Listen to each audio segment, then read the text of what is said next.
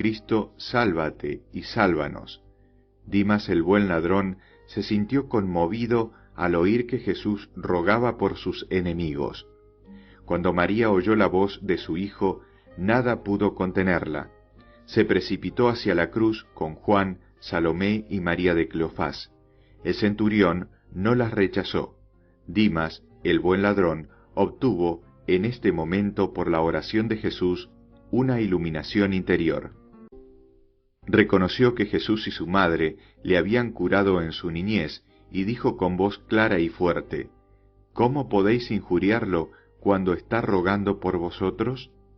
No ha dicho una palabra, ha sufrido pacientemente todas vuestras vejaciones, es un profeta, es nuestro Rey, es verdaderamente el Hijo de Dios. Al oír esta reprensión de boca de un miserable asesino, se elevó un gran tumulto en medio de los presentes, que agarraron piedras para tirárselas, pero el centurión Aben-Adar no lo permitió. Mientras tanto, la Santísima Virgen se sintió fortificada con la oración de Jesús, y Dimas dijo a su compañero que continuaba injuriando a Jesús: ¿No tienes temor de Dios, tú que estás condenado al mismo suplicio? Nosotros lo merecemos justamente, recibimos el castigo por nuestros crímenes, pero este hombre no ha hecho ningún mal.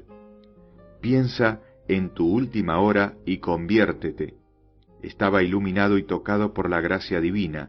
Confesó sus culpas a Jesús diciendo: Señor, si tú me condenas será con justicia, pero ten misericordia de mí. Jesús le dijo: tus pecados te son perdonados. Y Dimas, con perfecta convicción, dio las gracias a Jesús por el inmenso don que le había concedido. Todo lo que acabo de contar sucedió entre las 12 y las 12:30, pocos minutos después de que la cruz fuera alzada, y pronto iba a haber un gran cambio en el alma de los espectadores, mientras el buen ladrón estaba hablando a causa de los signos que empezaron a verse en la naturaleza. El sol se oscurece, segunda y terceras palabras de Jesús en la cruz. Desde que Pilato pronunció la sentencia, el cielo, hasta aquel momento despejado, había ido cubriéndose de nubes, pero a la 6ª hora, según el modo de contar de los judíos, que corresponde a las 12:30, el sol se apagó de repente. Yo vi cómo sucedió, pero no encuentro palabras para expresarlo. Primero fui transportada como fuera de la tierra. Desde allí vi las divisiones del cielo y el camino de las estrellas que se cruzaban de un modo maravilloso. Y enseguida me hallé en Jerusalén. La luna apareció llena y pálida sobre el monte de los Olivos, y fue avanzando rápidamente hacia el sol. De repente, de la derecha del sol, vi aparecer un cuerpo oscuro, similar a una montaña, y que colocándose delante de él, lo cubrió por completo. El centro de este cuerpo era de un naranja oscuro, y estaba rodeado de un círculo de fuego semejante a un anillo de hierro candente. El cielo se volvió negro y las estrellas aparecieron en él despidiendo una luz ensangrentada. El terror general se apoderó de los hombres y de los animales. Los que injuriaban a Jesús callaron. Muchas personas se daban golpes en el pecho diciendo: que su sangre caiga sobre sus asesinos. Muchos, cerca y lejos, se arrodillaron pidiendo perdón, y Jesús, en medio de sus dolores, los miró compasivo. Cuando las tinieblas aumentaron, todos los más queridos amigos del Salvador, excepto María, se alejaron aterrorizados de la cruz. Dimas levantó la cabeza hacia Jesús y con una humilde esperanza le dijo: Señor, acuérdate de mí cuando estés en tu reino. Jesús le respondió: en verdad te digo, que hoy estarás conmigo en el paraíso. La madre de Jesús, Magdalena, María de Cleofás y Juan permanecieron junto a la cruz de nuestro Señor, sin apartar la vista de él. María le pedía interiormente que la dejara morir con él. El Salvador la miró con una ternura inefable, y, volviendo los ojos hacia Juan, dijo a María: Mujer, este es tu hijo.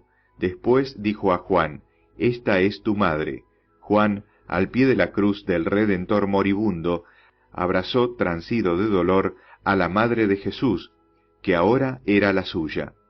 La Santísima Virgen se sintió tan ahogada de dolor al oír estas últimas disposiciones de su Hijo, que cayó sin conocimiento en brazos de las santas mujeres que la llevaron a alguna distancia de la cruz. Yo no sé si oí realmente estas palabras dichas por Jesús a Juan y a su madre o solo en mi interior, pero supe que al darle nuestro Señor a Juan, a la Santísima Virgen como Madre, estaba entregándonosla también a todos los que creemos en Él.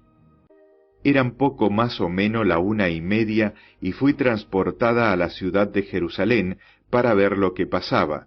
La hallé llena de agitación y de inquietud.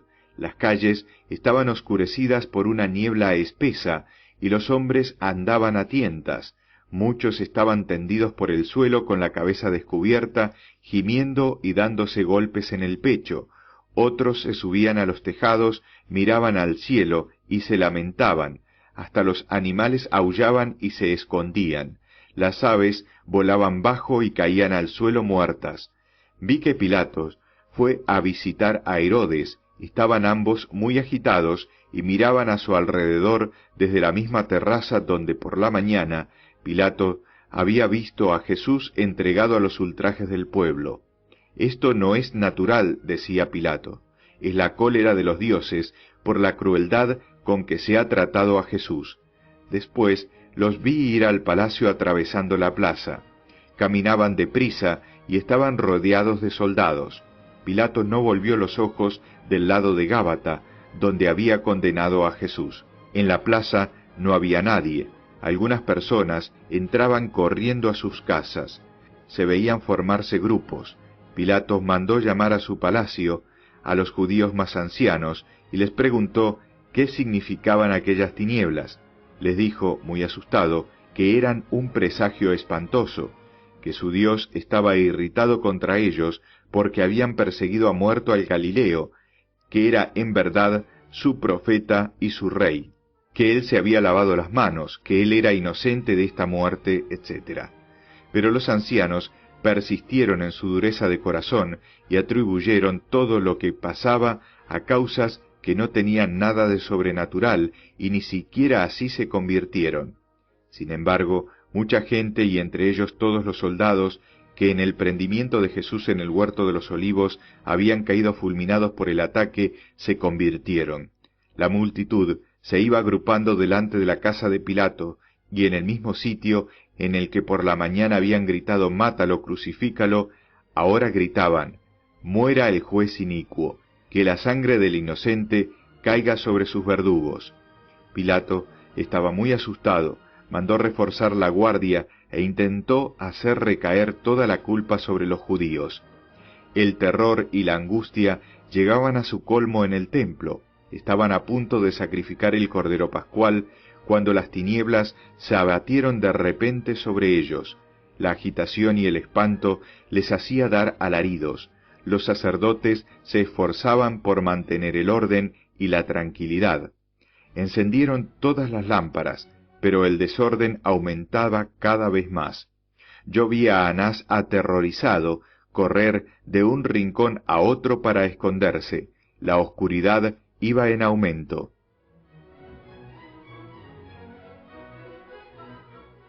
Sobre el Gólgota, las tinieblas produjeron una terrible consternación. Cuando el sol empezó a ocultarse, los gritos, las imprecaciones, la actividad de los hombres ocupados en levantar las cruces, los lamentos de los dos ladrones, los insultos de los fariseos, las idas y venidas de los soldados, la marcha tumultuosa de los verdugos borrachos, habían ido disminuyendo. Pero conforme las tinieblas se hacían más densas, los presentes estaban sobrecogidos y se alejaban más de la cruz. Fue entonces cuando Jesús dijo sus palabras a su madre y a Juan, y María fue llevada desmayada a cierta distancia. Tras eso hubo un instante de silencio solemne. Algunos miraban al cielo, la conciencia de otros se despertaba y volvían los ojos hacia la cruz llenos de arrepentimiento y se daban golpes de pecho. Los que tenían estos sentimientos se juntaron. Los fariseos aunque tan aterrorizados como los demás, intentaban explicarlo todo con razones naturales, pero cada vez iban hablando más bajo y acabaron por callarse. El disco del sol era de un naranja oscuro, como las montañas miradas a la claridad de la luna. Estaba rodeado de un círculo de fuego, y las estrellas brillaban con una luz ensangrentada. Los pájaros caían al suelo muertos de terror, las bestias temblaban y los caballos de los fariseos se apretaban estrechamente unos contra otros, agachando la cabeza. Las tinieblas lo penetraron todo.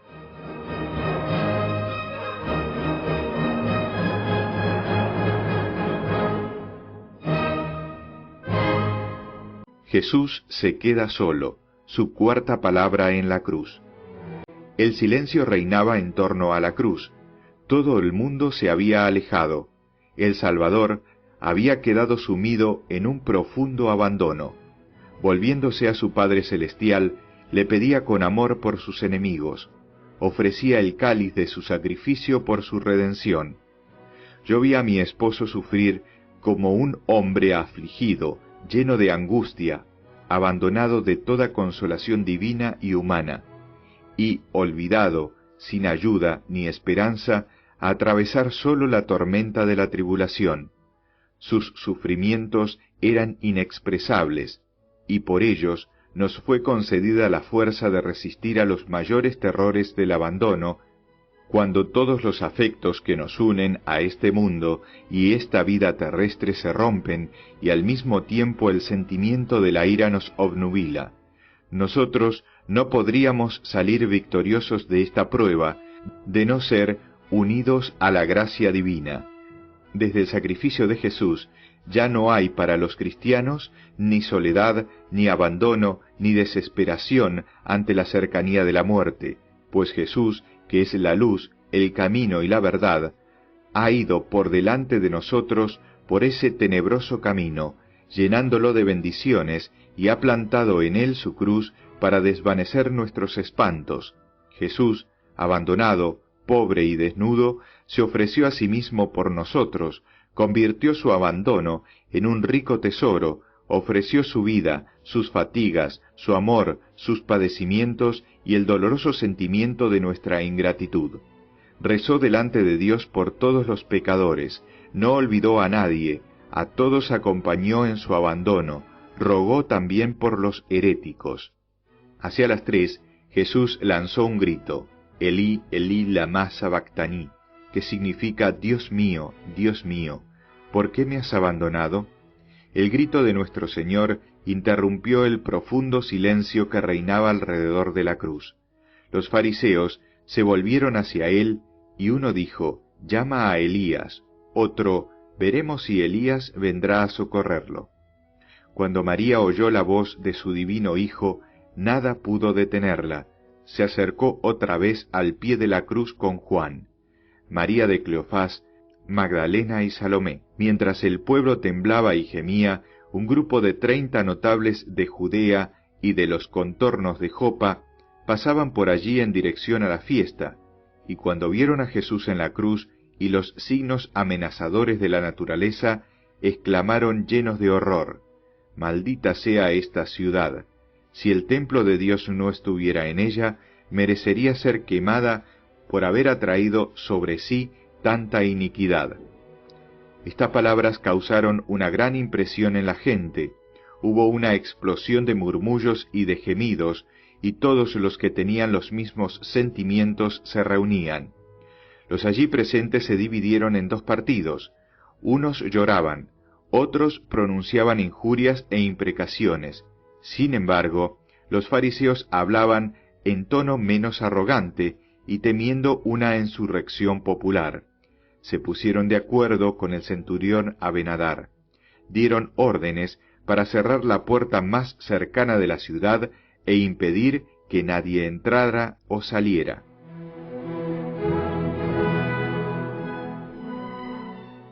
Al mismo tiempo, enviaron un mensaje a Pilato y Herodes para pedir al primero 500 hombres y al segundo sus guardias para impedir una revuelta. Mientras tanto, el centurión Abenadar mantenía el orden y también impedía los insultos contra Jesús para no irritar más al pueblo. Poco después de las 3, el cielo empezó a abrirse, la luna fue alejándose del sol, éste apareció despojado de sus rayos y envuelto en jirones de niebla roja. Poco a poco comenzó a brillar de nuevo y las estrellas desaparecieron. Sin embargo, el cielo seguía cubierto. Los enemigos de Jesús fueron recobrando su arrogancia a medida que la luz volvía. Cuando dijeron, llama a Elías, Aben-Adar los mandó callar. La muerte de Jesús, quinta, sexta y séptima palabras de Jesús en la cruz. A la pálida luz del sol, el cuerpo de Jesús se veía más lívido y pálido que antes por la pérdida de sangre. Agonizaba, tenía la lengua seca. Tengo sed, dijo, y como sus amigos lo rodeaban mirándolo apenados e impotentes, añadió, ¿no podríais haberme dado una gota de agua? Y ellos comprendieron que les estaba diciendo que mientras durasen las tinieblas, nadie se lo hubiera impedido. Juan, lleno de remordimientos, dijo, «Oh Señor, te hemos olvidado». Jesús añadió otras palabras cuyo sentido era este, «Mis parientes y amigos debían olvidarme y no darme de beber, para que se cumpliera lo que está escrito». Pero ese olvido lo afligía mucho. Sus amigos entonces dieron dinero a los soldados para obtener permiso para darle un poco de agua. Ellos no se lo dieron, pero uno de ellos mojó una esponja en vinagre y hiel y colocándola en la punta de una lanza, la puso delante de la boca del Señor. En otras palabras que Jesús dijo entonces recuerdo estas: Cuando mi voz no se oiga más, las bocas de los muertos hablarán. Algunos gritaron, blasfema todavía. Aben-Adar los mandó callar. La hora de nuestro Señor había llegado, la agonía había comenzado y un sudor frío cubrió sus miembros. Juan estaba al pie de la cruz y limpiaba los pies de Jesús con un paño. Magdalena, rota de dolor, se apoyaba contra la cruz por la parte de atrás.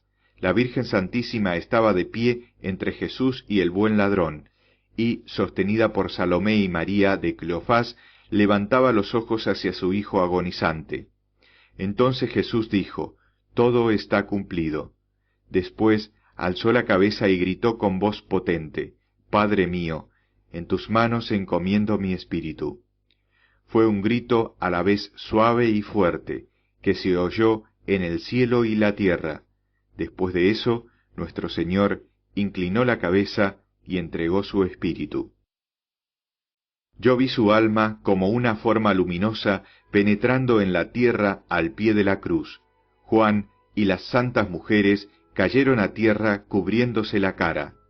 El centurión Aben-Adar, de origen árabe, que bautizado más tarde se llamaba Ctesifón, estaba a caballo, estaba cerca de donde estaba clavada la cruz. Miraba conmovido y fijamente la cara desfigurada de Jesús coronada de espinas.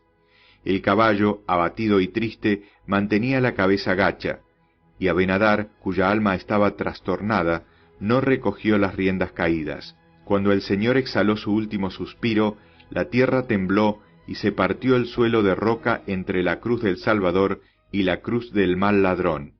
La lúgubre naturaleza dio testimonio de una manera tremenda e inequívoca de que Jesucristo era el Hijo de Dios. Todo se había cumplido.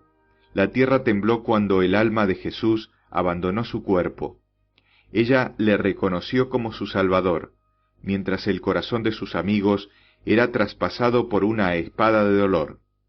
La gracia iluminó a Aben-Adar. Su corazón duro se resquebrajó como el peñasco del Calvario. Arrojó la lanza, se dio un fuerte golpe en el pecho y con la voz de un hombre nuevo gritó, «Bendito sea el Dios Todopoderoso, el Dios de Abraham, de Isaac y de Jacob. Este hombre era inocente, era verdaderamente el Hijo de Dios». Muchos soldados se convirtieron también al oír estas palabras de su jefe. Aben-Adar, convertido en un hombre nuevo, desde ese momento, y habiendo rendido el homenaje al Hijo de Dios, No quería seguir más al servicio de sus enemigos. Dio su caballo y su lanza a Casio, el segundo oficial, llamado después Longino, que tomó el mando, dijo algunas palabras a los soldados y bajó del Calvario. Se fue por el valle de Gión, hacia las grutas del valle de Ginón, y anunció a los discípulos allí escondidos la muerte del Señor. A continuación, se fue a la ciudad con intención de ver a Pilato. También otras personas se convirtieron en el Calvario, entre ellos algunos fariseos que habían llegado hacia el final. Mucha gente regresaba a casa dándose golpes de pecho y llorando. Otros rasgaban sus vestiduras y se echaban polvo sobre los cabellos. Todos estaban llenos de miedo y espanto. Juan se levantó, con algunas de las santas mujeres, se llevaron a la Santísima Madre a cierta distancia de la cruz.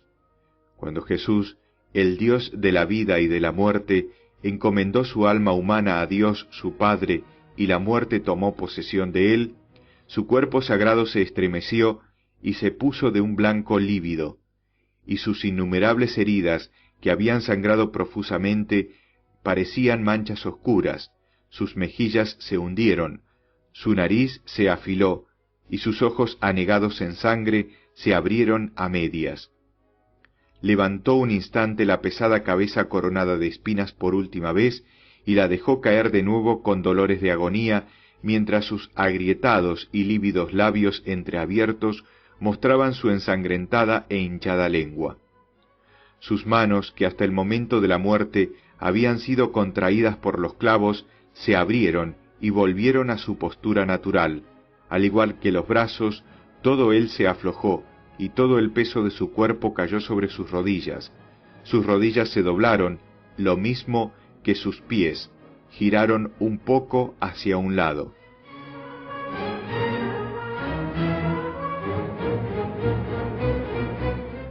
¿Con qué palabras podría expresar la profundísima pena de María al ver a su hijo muerto? Su vista se oscureció, el color lívido de la muerte la cubría, sus pies temblaban, sus oídos no oían. Ella cayó al suelo mientras Magdalena, Juan y los otros se desplomaban también, y, con la cara tapada, se abandonaban a su indecible dolor. Cuando fueron a ayudar a la más dulce y triste de todas las madres, ella vio aquel cuerpo concebido sin mancha por el Espíritu Santo, carne de su carne, huesos de sus huesos, corazón de su corazón, la obra sagrada de sus entrañas, formado por obra divina, ese cuerpo que colgaba de una cruz entre dos ladrones, crucificado, deshonrado, maltratado, condenado por todos aquellos a quienes había venido a la tierra a redimir. Bien se la podía llamar en aquellos momentos la reina de los mártires. Era poco más de las 3 cuando Jesús expiró. La luz del sol era todavía débil y estaba velada por una bruma rojiza. El aire se hizo sofocante y bochornoso mientras duró el temblor de la tierra, mas después refrescó sensiblemente. Cuando se produjo el temblor de tierra, los fariseos estaban muy alarmados, pero después se recobraron. Algunos se acercaron a la grieta que se había abierto en el peñasco del Calvario, tiraron piedras y querían medir su profundidad con cuerdas, pero al no haber podido llegar al fondo, se quedaron pensativos. Advirtieron con inquietud los gemidos del pueblo, sus signos de arrepentimiento, y se alejaron. Muchos de los presentes se habían verdaderamente convertido, y muchos de ellos regresaron a Jerusalén, llenos de temor. Los soldados romanos montaron guardia en las puertas de la ciudad y otros lugares principales para prevenir una posible insurrección. Casio se quedó en el Calvario con 50 soldados. Los amigos de Jesús rodeaban la cruz, contemplaban a nuestro Señor y lloraban. Algunas de las santas mujeres se marchaban a sus casas, y todo quedó silencioso y sumido en la pena. Desde lejos, en el valle y sobre las alturas opuestas, se veían acá y allá algunos discípulos que miraban la cruz con una curiosidad inquieta y desaparecían si se les acercaba a alguien. El temblor de tierra, aparición de los muertos en Jerusalén. Cuando murió Jesús, yo vi su alma semejante a una forma luminosa penetrar en la tierra al pie de la cruz, con ella una multitud brillante de ángeles, entre los cuales estaba Gabriel. Estos ángeles echaban al gran abismo a una multitud de malos espíritus, y oí que Jesús ordenó a muchas almas del limbo que volvieran a entrar en sus cuerpos mortales, para atemorizar a los impenitentes y dieran testimonio de su divinidad. El temblor de tierra que quebró la roca del Calvario causó estragos, sobre todo en Jerusalén y en Palestina. Apenas habían recobrado el ánimo en la ciudad y en el templo, al volver la luz del sol, cuando el temblor que agitó la tierra y el estrépito de los edificios al hundirse causaron temores mucho mayores. Este terror se convirtió en pánico cuando la gente que huía llorando encontraban en el camino súbitas apariciones de muertos resucitados que los reconvenían y amenazaban en el lenguaje más severo. En el templo, el sumo sacerdote y los demás sacerdotes habían continuado el sacrificio del Cordero Pascual, interrumpido por el espanto que les causaron las tinieblas, y creían haber triunfado con la vuelta de la luz, mas de pronto la tierra tembló bajo sus pies, los edificios vecinos se derrumbaban, y el velo del templo se rasgó en dos de arriba abajo. Al principio, un terror extremo los dejó unidos, pero luego se vieron sacudidos por los más incontrolables llantos y lamentaciones. Sin embargo, las ceremonias estaban tan reguladas, en el interior del templo era todo tan pautado, las filas de sacerdotes, el sonido de los cánticos y de las trompetas, los movimientos de los fieles, que de momento no se consiguió controlar el desorden y la turbación. Los sacrificios continuaron tranquilamente en algunas partes, mientras los sacerdotes los tranquilizaban, pero la aparición de los muertos que se presentaban en el templo lo echó todo abajo. Y la gente huyó despavorida tan deprisa como pudo. En la ceremonia no quedó nadie, y el templo fue abandonado como si hubiera sido manchado.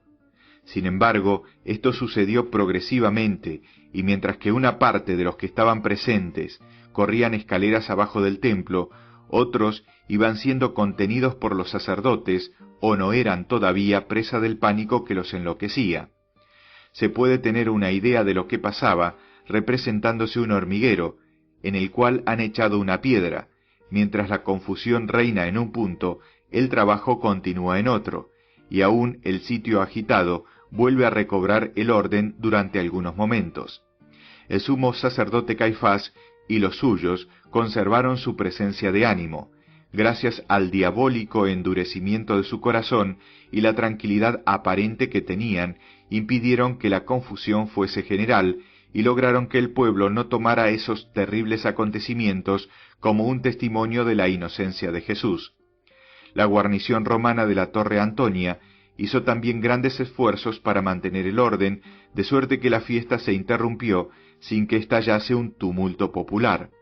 Todo se convirtió en agitación e inquietud que cada uno llevó a su casa y que la habilidad de los fariseos había conseguido con éxito calmar en parte.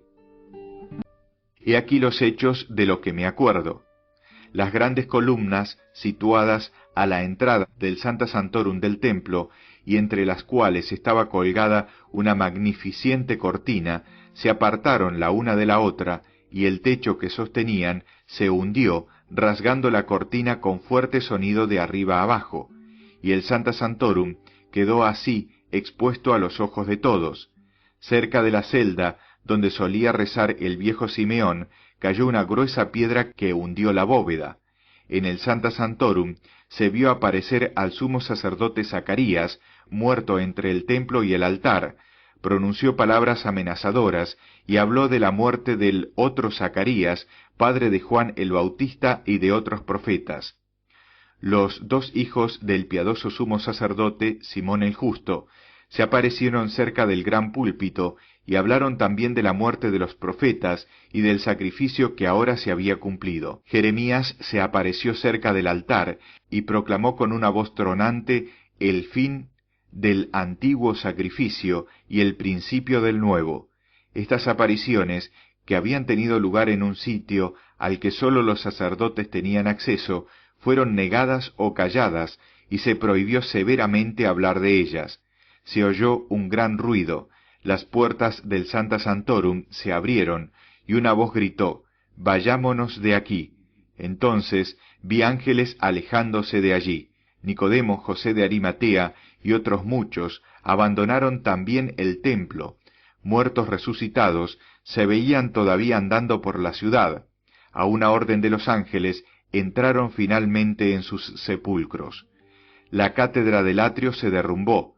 De 32 fariseos que hacía poco habían vuelto del Calvario, muchos se habían convertido al pie de la cruz. Y en el templo, comprendiendo perfectamente lo que estaba pasando, hicieron duros reproches a Anás y Caifás, y dejaron la congregación. Anás había sido uno de los más acérrimos enemigos de Jesús, y había incitado al proceso contra él. Pero ahora, viendo todos esos acontecimientos sobrenaturales, estaba casi loco de espanto, y no sabía dónde esconderse. Caifás quiso confortarlo, pero fue en vano. La aparición de los muertos lo había consternado. Caifás, aunque lleno de terror, estaba tan poseído del demonio del orgullo y de la obstinación, que no dejaba ver nada de lo que sentía, y oponía una frente de hierro a los signos amenazadores de la ira divina. Dijo que los causantes de todo habían sido los partidarios del Galileo, que se habían presentado en el templo manchados, y que todo eran sortilegios. La misma confusión que en el templo reinaba en muchos sitios de Jerusalén. Los muertos caminaban por las calles, las casas se derrumbaban, así como también los escalones del tribunal de Caifás, donde Jesús había sido ultrajado, y una parte del hogar del atrio, donde Pedro había negado a Jesús, cerca del palacio de Pilato, se partió la piedra del sitio, donde Jesús había sido mostrado al pueblo, y una parte de las murallas de la ciudad se derribaron. El supersticioso Pilatos estaba paralizado y mudo de terror. Su palacio se tambaleaba sobre sus cimientos, y la tierra no cesaba de moverse bajo sus pies. Él corría enloquecido de una habitación a otra. Creyó ver en los muertos que se le aparecían a los dioses del Galileo, y se refugió en el rincón más oculto de la casa para pedir socorro a sus ídolos. También Herodes estaba aterrorizado, pero él se había encerrado y no quería ver a nadie. Un centenar de muertos de todas las épocas aparecieron en Jerusalén y en sus alrededores. Los muertos cuyas almas fueron enviadas por Jesús desde el limbo se levantaron, destaparon sus rostros y anduvieron errantes por las calles sin tocar el suelo con los pies. Dieron testimonio de Jesús con palabras severas contra los que habían tomado parte en su muerte, en los lugares donde la sentencia de Jesús se había proclamado antes de ponerse en marcha la procesión para el Calvario. Se detuvieron un momento y gritaron: «Gloria a Jesús por los siglos de los siglos», y condenación eterna para sus verdugos. Delante del palacio de Pilatos exclamaron: «Juez inicuo». Todo el mundo temblaba y huía. El terror era inmenso en toda la ciudad, y cada cual se escondía donde podía. A las 4 en punto, los muertos volvieron a sus tumbas. Los sacrificios en el templo habían sido así interrumpidos. La confusión reinaba por todas partes, y pocas personas comieron esa noche el Cordero Pascual. José de Arimatea pide a Pilato el cuerpo de Jesús. En cuanto se estableció un poco la tranquilidad en la ciudad, Pilato, aún aterrorizado, fue asaltado con peticiones por todos lados. El gran consejo de los judíos le pidió que mandara romper las piernas de los crucificados para que murieran antes del sábado. Pilato mandó inmediatamente esbirros al Calvario a cumplir sus deseos. Poco después vi a José de Arimatea ir a casa de Pilato. Había sabido la muerte de Jesús, y había acordado con Nicodemo el proyecto de enterrarlo en una sepultura nueva que había hecho construir a poca distancia del Calvario. Pilato lo recibió inquieto y agitado, y él le pidió que le diese el cuerpo de Jesús para enterrarlo. Pilato le extrañó que un hombre tan notable pidiese con tanta insistencia permiso para rendir los últimos honores a quien él había hecho morir tan ignominiosamente. Esa era para él otra señal de la inocencia de Jesús, pero supo esconder sus pensamientos. Mandó llamar después al centurión Aben-Adar, que había vuelto a Jerusalén después de haber ido a encontrarse con los discípulos escondidos, y le preguntó si el rey de los judíos ya había muerto. Aben-Adar le contó la muerte de nuestro Señor, sus últimas palabras y el temblor de tierra, y la roca abierta por el terremoto. Pilato fingió extrañarse únicamente de que Jesús hubiera muerto tan deprisa, porque en general los crucificados agonizaban durante más tiempo. Pero la verdad es que estaba lleno de angustia y de terror por la coincidencia de estas señales con la muerte de Jesús. Quizá para hacerse perdonar su crueldad, dio a José de Arimatea por escrito una orden suya para que le fuera entregado el cuerpo de Jesús. Sintió gran satisfacción al contrariar así a los miembros del Sanedrín, que hubiesen deseado que Jesús fuera enterrado como malhechor entre los ladrones. Envió un agente al Calvario para ejecutar sus órdenes. Me parece que fue Aben-Adar mismo, pues lo vi asistir al descendimiento de la cruz. José de Arimatea, al salir de la casa de Pilato, fue a hablar con Nicodemo, que le esperaba en casa de una mujer de buena voluntad. La casa de esa mujer estaba situada en una calle ancha, cerca de la callejuela donde nuestro Señor fue tan cruelmente ultrajado al principio del camino de la cruz, y ella vendía hierbas aromáticas. Nicodemo le había comprado todos los ungüentos y perfumes necesarios para embalsamar el cuerpo de Jesús. José fue a su vez a comprar una fina rica sábana. Sus criados agarraron en un portal cerca de la casa de Nicodemo escaleras, martillos y clavos, jarros llenos de agua, esponjas, y pusieron los más pequeños de estos objetos sobre unas angarillas semejantes a aquellas en las que los discípulos de Juan el Bautista trasladaron su cuerpo cuando lo sacaron de la fortaleza de Maquerunt. Clavan una lanza en el costado de Jesús, rompen las piernas de los ladrones. Mientras tanto, el silencio y el duelo reinaban sobre el Gólgota. El pueblo, atemorizado, se había dispersado. María, Juan, Magdalena, María hija de Cleofás y Salomé, rodeaban de pie o sentados la cruz, con la cabeza cubierta y llorando. Algunos soldados estaban recostados sobre el terraplén que rodeaba la llanura. Casio, a caballo, iba de un lado al otro. El cielo estaba oscuro y la naturaleza parecía enlutada. Pronto llegaron allí 6 esbirros con escalas, azadas, cuerdas y barras de hierro para romper las piernas a los crucificados. Cuando se acercaron a la cruz, los amigos de Jesús se apartaron un poco, y la Santísima Virgen temió que fuesen a ultrajar aún más el cuerpo de su Hijo. No iba desencaminada, pues, mientras apoyaban las escaleras en la cruz, comentaban que Jesús sólo se fingía muerto. Habiendo visto, sin embargo, que el cuerpo estaba frío y tieso, lo dejaron y subieron a las cruces de los ladrones, les rompieron los brazos por debajo y por encima de los codos con sus martillos, mientras otros les rompían las piernas por encima y por debajo de las rodillas. Gesmas daba gritos tan horribles que le pegaron aún 3 golpes más sobre el pecho para acabarlo de matar. Dimas dio un gemido y expiró. Fue el primero de los mortales que volvió a ver a su Redentor. Desataron las cuerdas que sujetaban a los 2 ladrones. Dejaron caer los cuerpos al suelo. Los arrastraron a la hondonada que había entre el Calvario y las murallas de Jerusalén, y los cubrieron con tierra. Los verdugos parecían dudar todavía de la muerte de Jesús y el modo horrible en que habían quebrantado los miembros de los ladrones. Hacía temblar a las santas mujeres, temiendo por el cuerpo del Salvador. Pero Casio, el oficial subalterno, un hombre de unos 25 años, cuyos ojos viscos y sus nerviosas maneras habían provocado muchas veces la mofa de sus compañeros, pues súbitamente iluminado por la gracia y a la vista de la ferocidad bárbara de los verdugos y la profunda pena de las santas mujeres, decidió aliviar la angustia de ellas, demostrando que Jesús estaba verdaderamente muerto. La amabilidad de su corazón lo empujó a ello, pero, sin saberlo, iba a cumplir una profecía. Agarró su lanza y dirigió su caballo hacia el montículo donde estaba la cruz. se detuvo entre ésta y la del buen ladrón, y agarrando la lanza con las dos manos, la clavó con tanta fuerza en el costado derecho de nuestro Señor, que la punta atravesó su corazón y salió por el lado izquierdo del pecho. Al retirarla, salió de la herida un chorro de sangre y agua, que mojó su cara como un río de salvación y de gracia. Se apeó, se arrodilló, se dio golpes en el pecho y confesó en voz alta su fe en Jesús.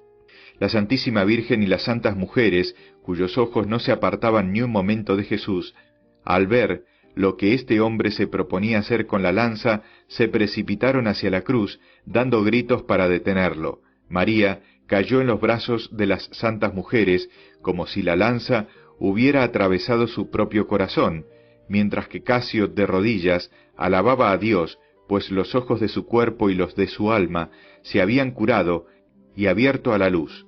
Todos estaban profundamente conmovidos a la vista de la sangre del Salvador, que se había depositado en el hoyo de la peña, donde estaba clavada la cruz. Casio, María, las santas mujeres y Juan recogieron la sangre y el agua en frascos, y empaparon en ella sus paños. Casio, cuyos ojos habían recobrado toda la plenitud de la vista, estaba sumido en humilde contemplación. Los soldados, sorprendidos del milagro que se había operado en él, se hincaron de rodillas y reconocieron a Jesús. Casio fue bautizado después con el nombre de Longino, predicó la fe de Jesucristo como diácono, y llevó siempre sangre de Jesús con él. Los esbirros, que mientras tanto habían recibido el mensaje de Jesús de que no tocaran el cuerpo de Jesús, se mantuvieron apartados. Todo esto pasó cerca de la cruz, un poco después de las 4, mientras José de Arimatea y Nicodemo reunían todo lo necesario para sepultar a Jesús. Mientras los criados de José, que volvían de limpiar el sepulcro, les dijeron a los amigos de Jesús que su Señor iba a hacerse cargo del cuerpo y que lo enterraría en un sepulcro nuevo. Entonces Juan volvió a la ciudad con las santas mujeres para que María pudiera reparar un poco sus fuerzas y también para coger algunas cosas necesarias para el entierro. La Santísima Virgen tenía un pequeño aposento en los edificios contiguos al cenáculo. No entraron en la ciudad por la puerta más próxima al Calvario, porque ésta estaba cerrada y guardada por dentro por los soldados colocados allí por los fariseos, sino por la puerta meridional que conduce a Belén. En el momento en que la cruz se quedó sola y rodeada solo de algunos guardias, vi a 5 personas que habían venido de Betania por el valle, acercarse al Calvario, elevar los ojos hacia la cruz y alejarse furtivamente. Creo que eran discípulos. 3 veces me encontré en las inmediaciones a 2 hombres deliberando y consultándose. Eran José de Arimatea y Nicodemo. La primera vez los vi en las inmediaciones durante la crucifixión, quizá cuando mandaron a comprar las vestiduras de Jesús que iban a repartirse los esbirros. Otra vez, cuando después de ver que la muchedumbre se dispersaba, fueron al sepulcro para preparar alguna cosa. La tercera fue cuando volvían a la cruz mirando a todas partes, como si esperasen una ocasión favorable. Entonces quedaron de acuerdo en cómo bajarían el cuerpo del Salvador de la cruz y se volvieron a la ciudad. Su siguiente paso fue ocuparse de transportar los objetos necesarios para embalsamar el cuerpo de nuestro Señor. Sus criados agarraron algunos instrumentos para desclavarlo de la cruz. Nicodemo había comprado 100 libras de raíces que equivalían a 37 libras de nuestro peso, como han explicado. Sus servidores llevaban una parte de esos aromas en pequeños recipientes hechos de corcho colgados del cuello sobre el pecho. En uno de esos corchos había unos polvos, y llevaban también algunos paquetes de hierbas en sacos de pergamino o de piel. José tomó consigo además una caja de ungüento, en fin, todo lo necesario. Los criados prepararon fuego en una linterna cerrada y salieron de la ciudad antes que sus señores por otra puerta. Encaminándose hacia el Calvario, pasaron por delante de la casa donde la Virgen, Juan y las santas mujeres habían ido a agarrar diversas cosas para embalsamar el cuerpo de Jesús. Juan y las santas mujeres siguieron a los criados a poca distancia. había 5 mujeres, algunas llevaban debajo de los mantos largos lienzos de tela. Las mujeres tenían la costumbre, cuando salían por la noche o para hacer secretamente alguna acción piadosa, de envolverse con una sábana larga. Comenzaban por un brazo y se iban rodeando el resto del cuerpo con la tela tan estrechamente que apenas podían caminar. Yo las he visto así ataviadas. En esa ocasión presentaba un aspecto mucho más extraño a mis ojos. Iban vestidas de luto. José y Nicodemo llevaban también vestidos de luto, de mangas negras y cinta ancha.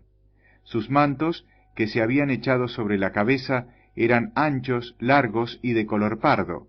Les servían para esconder lo que llevaban. Se encaminaron hacia la puerta que conduce al Calvario. Las calles estaban desiertas. El terror general hacía que todo el mundo permaneciese encerrado en su casa. La mayoría de ellos empezaba a arrepentirse, y muy pocos celebraban la fiesta. Cuando José y Nicodemo llegaron a la puerta, la hallaron cerrada y todo alrededor, el camino y las calles, lleno de soldados.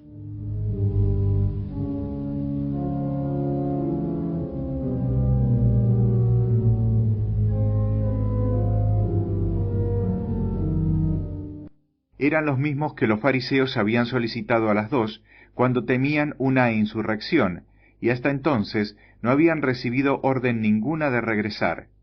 José presentó la orden firmada por Pilato para dejarlo pasar libremente. Los soldados la encontraron conforme, mas le dijeron que habían intentado abrir ya la puerta antes sin poderlo conseguir, y que sin duda el terremoto debía de haber desencajado por alguna parte, y que por esa razón los esbirros encargados de romper las piernas a los crucificados habían tenido que pasar por otra puerta. Pero cuando José y Nicodemo probaron, la puerta se abrió sola, dejando a todos atónitos. El cielo estaba todavía oscuro y nebuloso. Cuando llegaron al Calvario, se encontraron con sus criados y las santas mujeres que lloraban sentadas enfrente de la cruz. Casio y muchos soldados que se habían convertido permanecían a cierta distancia, cohibidos y respetuosos. José y Nicodemo contaron a la Santísima Virgen y a Juan todo lo que habían hecho para librar a Jesús de una muerte ignominiosa, y cómo habían conseguido que no rompiesen los huesos de nuestro Señor, y la profecía se había cumplido. Hablaron también del lanzazo de Casio.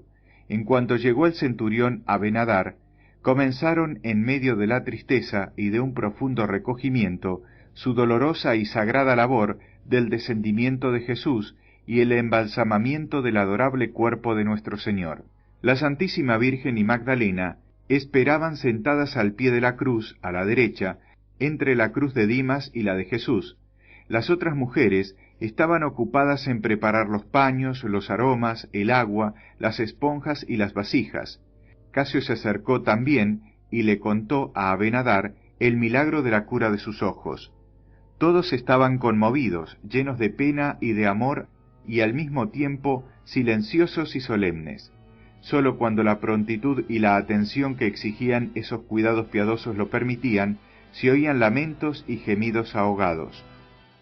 Sólo Magdalena se hallaba entregada enteramente a su dolor, y nada podía consolarla ni distraerla, ni la presencia de los demás, ni alguna otra consideración. Nicodemo y José apoyaron las escaleras en la parte de atrás de la cruz, y subieron con unos lienzos, ataron el cuerpo de Jesús por debajo de los brazos y de las rodillas al tronco de la cruz con las piezas de lino, y fijaron asimismo los brazos por las muñecas. Entonces fueron sacando los clavos, martillándolos por detrás. Las manos de Jesús no se movieron mucho a pesar de los golpes, y los clavos salieron fácilmente de las llagas que se habían abierto enormemente debido al peso del cuerpo. La parte inferior del cuerpo, que al expirar nuestro Señor había quedado cargado sobre las rodillas, reposaba en su posición natural, sostenida por una sábana atada a los brazos de la cruz. Mientras José sacaba el clavo izquierdo y dejaba ese brazo, sujeto por el lienzo, caer sobre el cuerpo, Nicodemo iniciaba la misma operación con el brazo derecho y levantaba con cuidado su cabeza coronada de espinas, que había caído sobre el hombro de ese lado. Entonces arrancó el clavo derecho y dejó caer despacio el brazo, sujeto con la tela sobre el cuerpo. Al mismo tiempo el centurión, Abenadar, arrancaba con gran esfuerzo el clavo de los pies.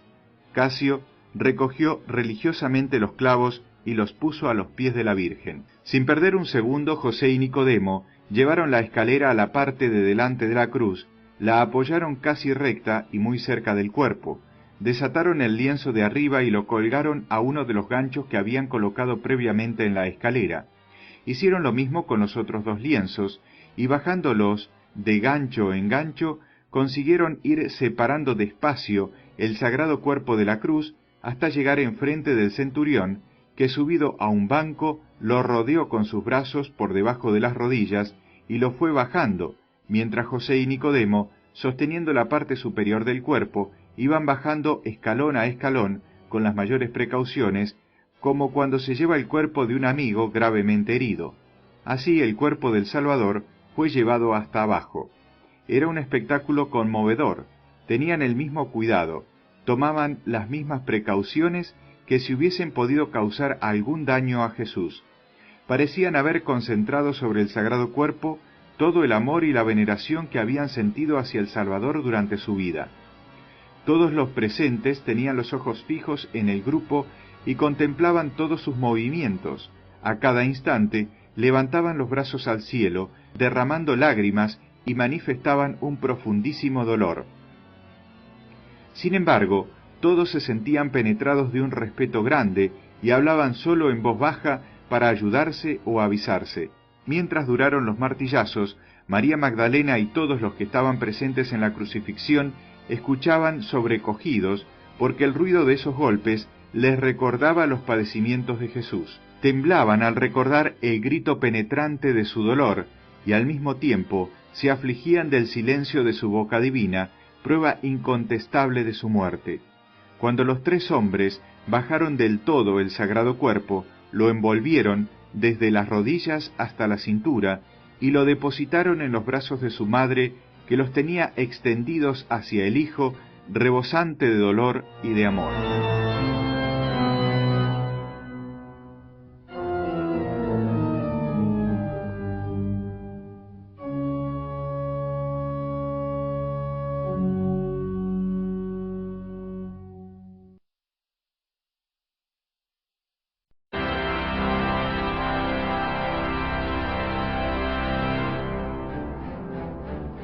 El cuerpo de Jesús dispuesto para el sepulcro.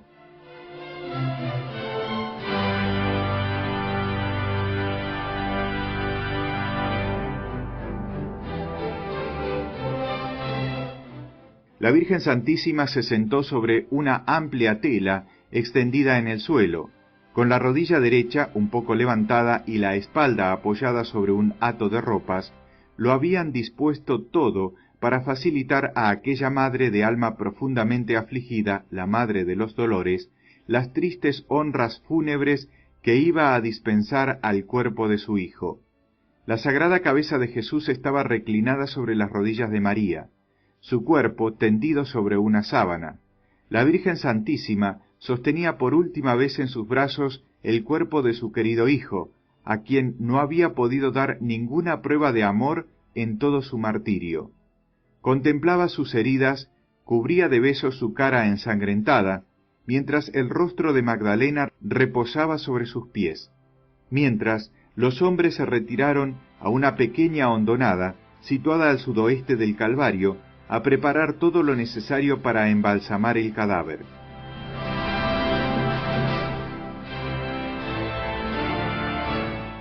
Casio, con algunos de los soldados que se habían convertido al Señor, se mantenía a una distancia respetuosa. Toda la gente malintencionada se había vuelto a la ciudad y los soldados presentes formaban únicamente una guardia de seguridad para impedir que nadie interrumpiese los últimos honores que iban a ser rendidos a Jesús. Algunos de esos soldados prestaban su ayuda cuando se lo pedían. Las santas mujeres entregaban vasijas, esponjas, paños, ungüentos y aromas cuando les era requerido, y el resto del tiempo permanecían atentas a corta distancia. Magdalena no se apartaba del cuerpo de Jesús, pero Juan daba continuo apoyo a la Virgen, que iba de aquí para allá, sirviendo de mensajero entre los hombres y las mujeres, ayudando a unos y a otras. Las mujeres tenían a su lado botas incipientes de cuero de boca ancha y un jarro de agua puesto sobre un fuego de carbón. Entregaban a María y a Magdalena, conforme lo necesitaban, vasijas llenas de agua y esponjas que exprimían después en los recipientes de cuero.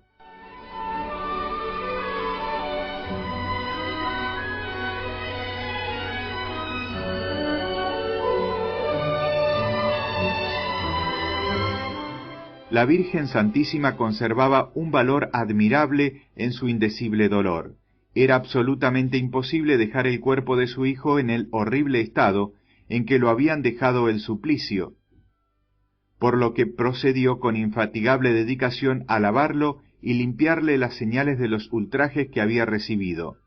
Le quitó con la mayor precaución la corona de espinas, abriéndola por detrás y cortando una por una las espinas clavadas en la cabeza de Jesús, para no abrir las heridas al intentar arrancarlas. Puso la corona junto a los clavos. Entonces María fue sacando los restos de espinas que habían quedado con una especie de pinzas redondas, y las enseñó a sus amigas con tristeza.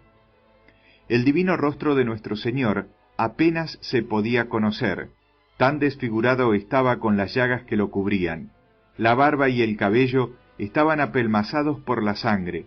María le alzó suavemente la cabeza y con esponjas mojadas fue lavándole la sangre seca, conforme lo hacía. Las horribles crueldades ejercidas contra Jesús se iban presentando más vívidamente, y su compasión y su ternura se acrecentaban herida tras herida.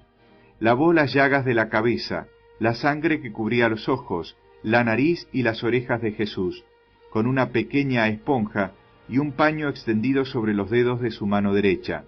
Lavó del mismo modo su boca entreabierta, la lengua, los dientes y los labios. Limpió y desenredó lo que restaba del cabello del Salvador, y lo dividió en 3 partes, una sobre cada sien y la tercera sobre la nuca.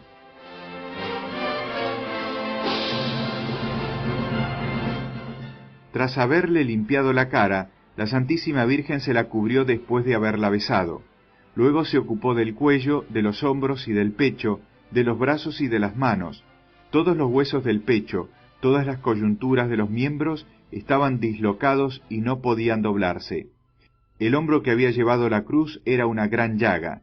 Toda la parte superior del cuerpo estaba cubierto de heridas y desgarrada por los azotes.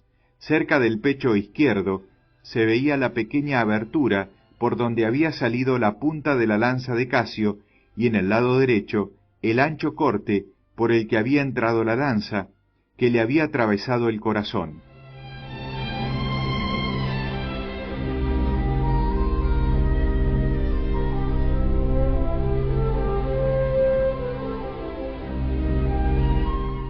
María lavó todas las llagas de Jesús, mientras Magdalena, de rodillas, la ayudaba en algún momento, pero sin apartarse de los sagrados pies de Jesús, que bañaba con lágrimas y secaba con sus cabellos.